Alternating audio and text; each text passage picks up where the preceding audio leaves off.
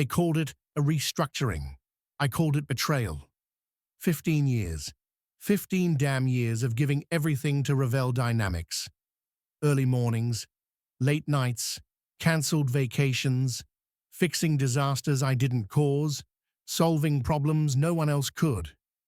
And now I was standing in a glass conference room as Tyler, 26, fresh haircut, no soul, slid a white envelope across the table and didn't even look me in the eye. "It's from the board," he said, almost casual. "Effective immediately." I didn't speak. Not yet. I watched his hand tremble just a little as he pulled it back. I let the silence hang. Tyler shifted in his chair, uncomfortable. He tried again. "You've been incredible, Jason, but we're pivoting. Leaner, faster, younger leadership. You get it, right?" I opened the envelope, skimmed the 2 sentences. No ceremony, no gratitude, just, "We thank you for your service. Your access is revoked."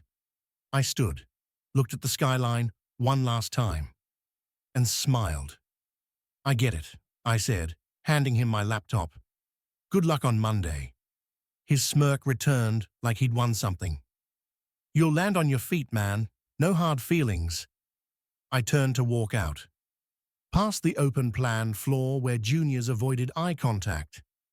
Past the design intern who whispered, "Damn," when she realized I was fired. Past the digital screen, still flashing the app interface I'd built from scratch. And as the elevator doors closed, I saw Tyler through the glass, already in my chair, like he belonged there, like he hadn't stolen everything, like I was finished. But he was wrong, because the code was mine. The patents were mine. The app's backbone, algorithms, flow logic, hidden fail-safes, mine. And Tyler didn't know what I'd built into it, what I'd hidden, or what would happen when he tried to pitch it Monday morning. Because you see, I wasn't just the guy who led the dev team. I was Revel's original architect. The platform was built around me. When the investors came calling, they always asked for Jason. When the project got off the ground, they wanted my signature. But over time, leadership changed, egos inflated, and someone decided I was old tech, too slow, too cautious, too principled. Tyler played the politics right, got close to Dan, the new CEO, flattered the board, took credit for things he didn't understand. And Dan? Dan saw me as expendable. "You've trained a replacement," he said last month, trying to sound grateful. "That's leadership, Jason." I'd nodded, smiled, even congratulated Tyler in front of everyone. But that night, I went home and activated the lock. One line of code, just one, buried deep. A digital deadman switch. If I ever lost access, the system would collapse into a mirrored sandbox. Everything would look real, but none of it would work. Data wouldn't sync. Payments wouldn't process. Live feeds would stall. Tyler would walk into that boardroom Monday thinking he had a product. He'd walk out wondering why no one could log in. The only person who could undo it? Me. And I'd already changed my number. The funny thing about getting stabbed in the back is that it teaches you where to wear armor. This wasn't the first time I'd been burned, just the first time I smiled when it happened. Because this time, I'd planned for it. I spent the weekend in my cabin, off-grid, phone off, laptop shut. Just me, a bottle of scotch, and the knowledge that I had flipped the chessboard. By Sunday night, I knew the calls had started. I didn't answer. Not yet. Monday, 7:58 a.m. I got the first voicemail. Dan. "Hey Jason, something weird's happening with the live environment.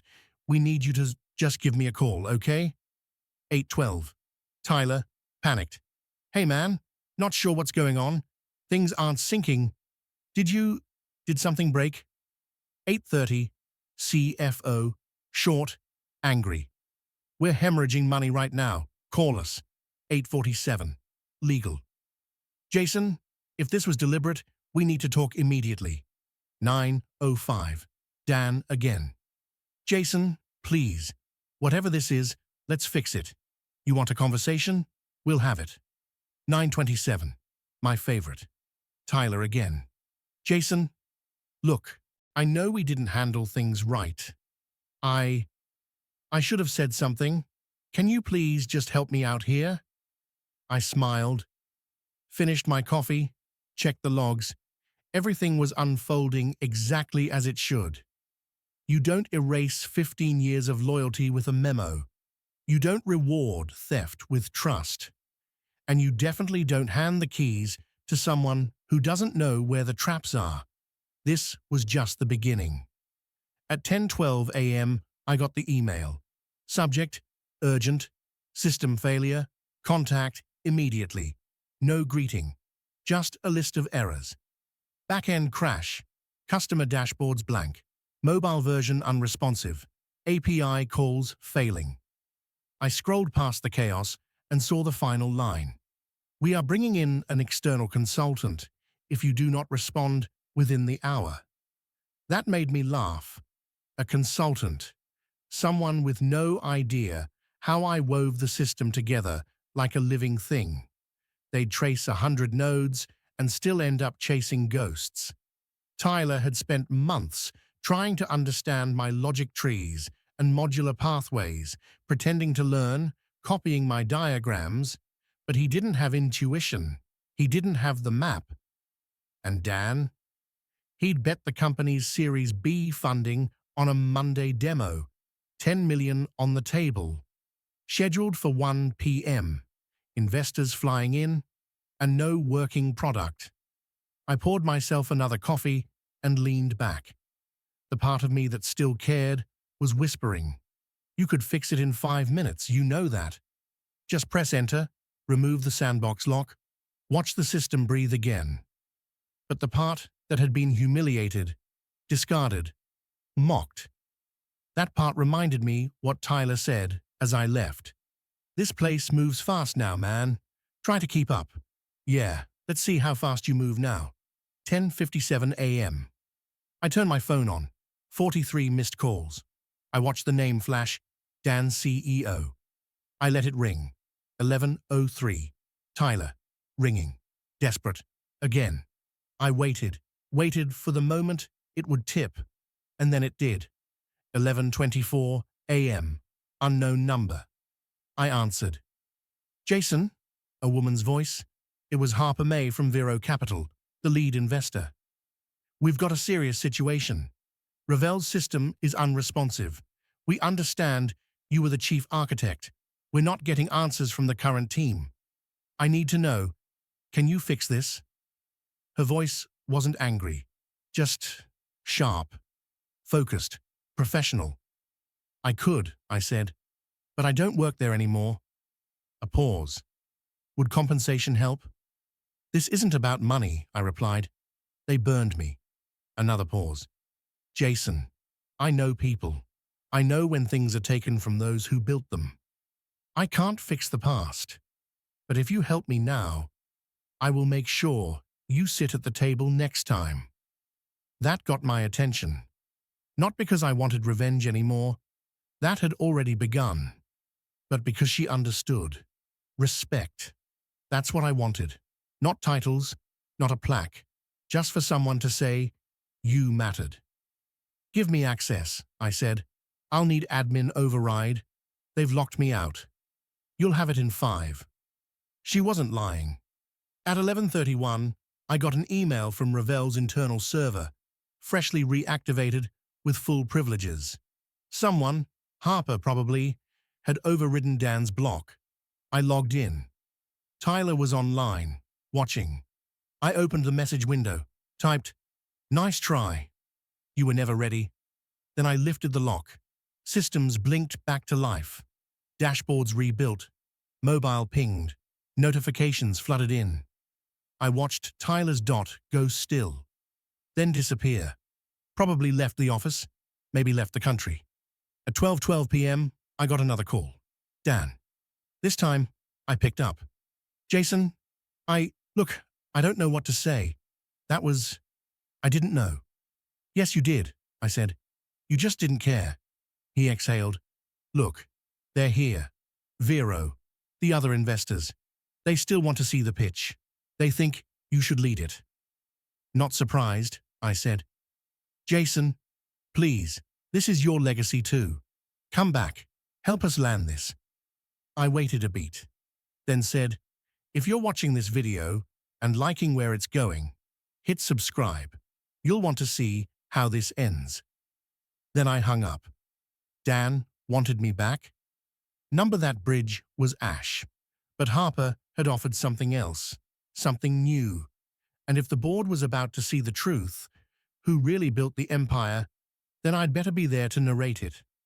I changed into a fresh shirt, got in the car, and drove straight into the fire I'd lit. The lobby of Revel HQ was too quiet when I walked in. A few heads turned. Someone whispered, "He's back." Dan met me near the elevator, pale, sweating. "Jason, thank you for coming. They're upstairs, waiting." I said nothing, just followed him. He kept glancing sideways, like he wanted to apologize again, but couldn't find the words. The elevator dinged. Floor 14, the boardroom. As we stepped out, I could hear voices, serious, tense. Harper was standing at the head of the long table, arms crossed, power radiating off her in waves. She turned when she saw me.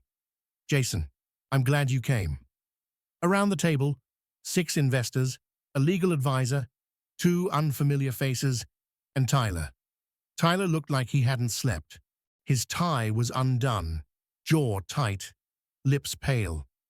I didn't even glance at him. Harper gestured. "This is Jason Hart. He built what you invested in. You all owe him your attention." She turned to me. "They've reviewed the crash logs. They understand who really designed the system. We need you to walk them through the roadmap." I stepped forward.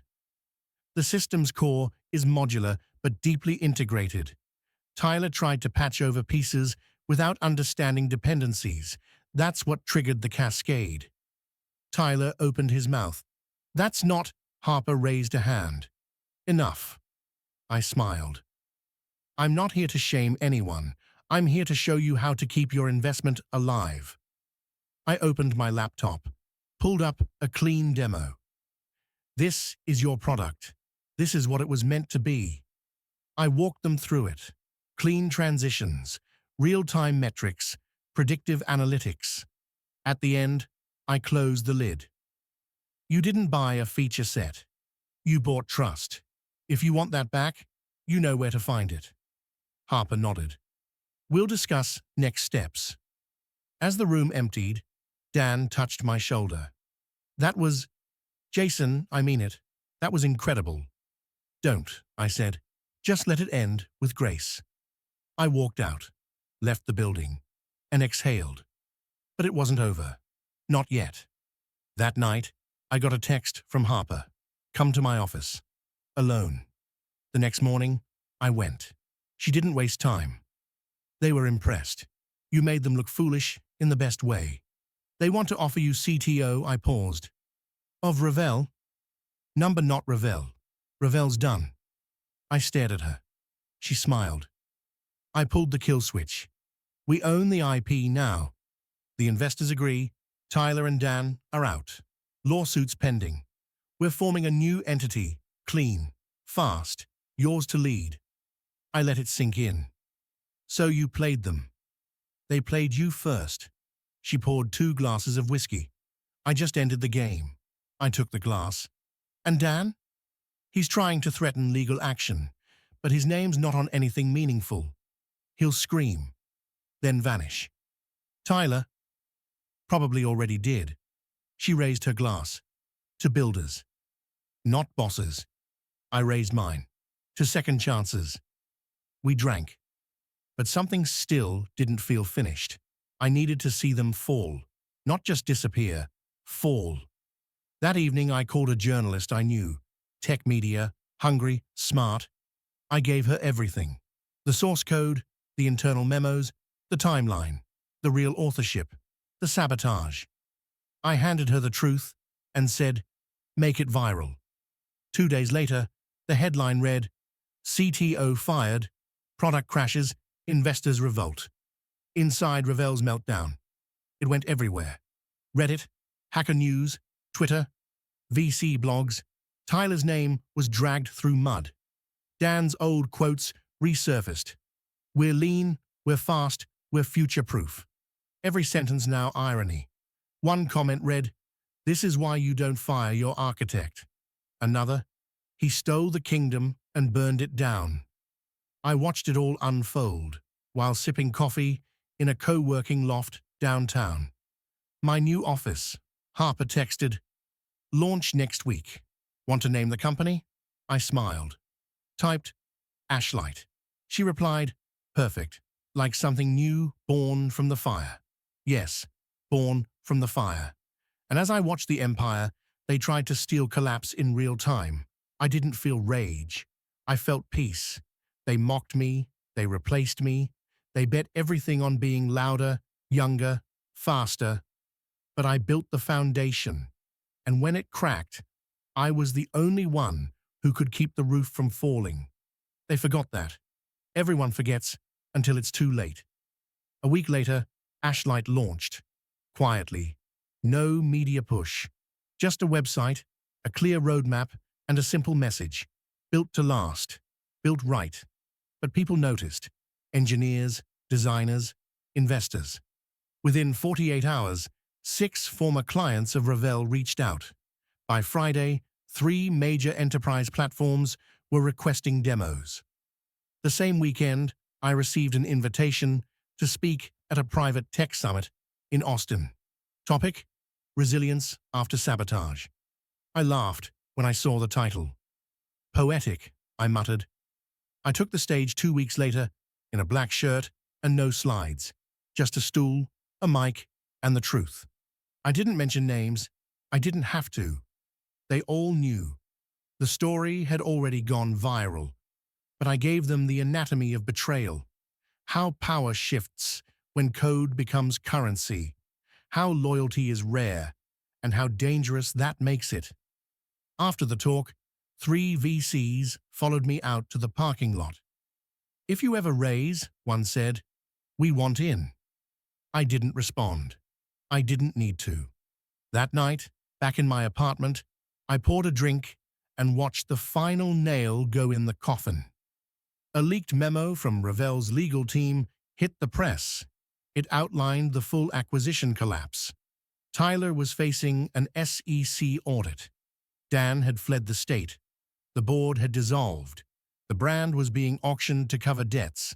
And then came the final blow, an internal Slack thread, leaked by a junior dev, showing Tyler bragging about gutting Jason's legacy and making it my own. The internet did not forgive. Every reply under the leak was venom. You earned that destruction. You took a king's code and used it like a child. He trusted you. The story even hit LinkedIn, usually a safe space for sanitized hustle talk. But not this week. That week, it was blood. One ex-Ravel employee wrote, Jason was the reason the lights stayed on. We all knew it. We just couldn't say it. Another posted, he built the soul. Tyler sold it. Someone created a meme. You're fired. Cool, I'll be your boss in 3 months. It went viral. 6 million views. The next day, Harper forwarded me a voicemail. It was from Tyler. Broken voice. I messed up. I messed up everything. I didn't know it would go like this. I listened twice, then deleted it. He didn't deserve a response. Dan tried one last move, a press interview. He framed it like a misunderstanding.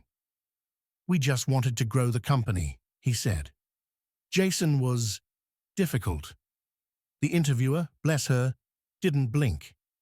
Is that why he's now running your investor's new portfolio company while you're being investigated? Dan stammered. The clip became a GIF. a 5-second eternity of a man unraveling. As Ashlight scaled, I chose the team carefully. Only builders, no passengers, no suits, who used buzzwords like synergy or alignment without ever writing a line of code. Harper handled ops, I led product, and every time I pushed a new commit, I smiled, because the silence in building is louder than applause in pretending. One night, months later, I was walking through downtown. I passed the old Revell office. Lights off, sign gone. Just a faint outline on the glass where the name used to be. A gust of wind blew old flyers across the sidewalk, ghosts of a company that tried to replace its own heartbeat and failed. A kid on a rental scooter stopped next to me. "You, Jason?" I turned. "Yeah." He smiled. "I'm building something, using Ashlight's core as a reference. That open doc you published, it changed the way I thought about systems. Thanks for that." I nodded. "You're welcome. Just build it right." He sped off. I stood there for a minute, then pulled out my phone, typed a note. Legacy isn't what you leave behind. It's what people build after you walk away. The next morning, I got a message from Harper, one of the old VCs who ghosted us during the firing. He wanted in, offering triple the seed terms. I replied with 2 words. Too late. Because it was. You only get one chance to burn the bridge and hope the river forgives you. They burned everything. They laughed when I walked out. They thought they owned what I created. Now they don't even own their reputations. The empire's ashes are still warm, and Ashlight is rising. If you like that story, subscribe for more like it. Because this was personal, and there are more where that came from.